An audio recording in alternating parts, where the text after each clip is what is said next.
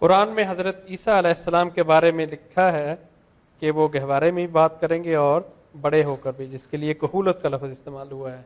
ये यकीनन उनके बारे में ये बात कुरान मजीद में कही गई है कि वो अपनी नबूवत की गवाही, युकल्लिमुन नास के अल्फाज वहाँ एक ख़ास पस मंज़र में आए हैं।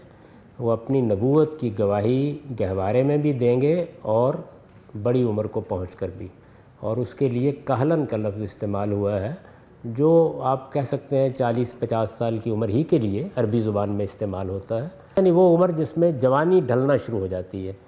उनकी उम्र के बारे में ये शोहरत हो गई कि वो गोया जवानी में दुनिया से रुखसत हो जाए, ऐसा नहीं है।